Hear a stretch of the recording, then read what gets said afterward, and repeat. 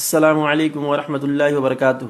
رسول اللہ صلی اللہ علیہ وسلم نے فرمایا، جو شخص دن بھر میں یہ کلمات 100 مرتبہ پڑھ لے، لا الہ الا اللہ وحدہ لا شریک لہ لہ الملک ولہ الحمد وہو علی کل شیء قدیر، تو اسے 10 غلام آزاد کرانے کے برابر ثواب ملتا ہے، اور اسی طرح سے 100 نیکیاں اس کے نامہ اعمال میں لکھ دی جاتی ہیں، اور 100 برائیاں اس کے نامہ اعمال سے مٹا دی جاتی ہیں، اور اس روز یہ دعا شیطان سے اس کی حفاظت کرتی رہتی ہے یہاں تک کہ شام ہو جائے۔ السلام علیکم ورحمۃ اللہ وبرکاتہ۔ رسول اللہ صلی اللہ علیہ وسلم نے فرمایا، جو شخص دن بھر میں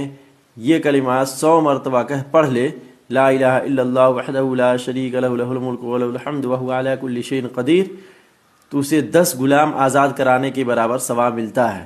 اور اسی طرح سے 100 نیکیاں اس کے نامہ اعمال میں لکھ دی جاتی ہیں، اور 100 برائیاں اس کے نامہ اعمال سے مٹا دی جاتی ہیں، اور اس روز یہ دعا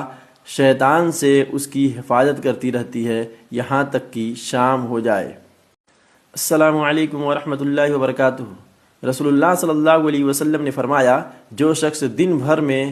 یہ کلمات 100 مرتبہ پڑھ لے، لا الہ الا اللہ وحدہ لا شریک لہ لہ الملک ولہ الحمد وہو علی کل شیء قدیر،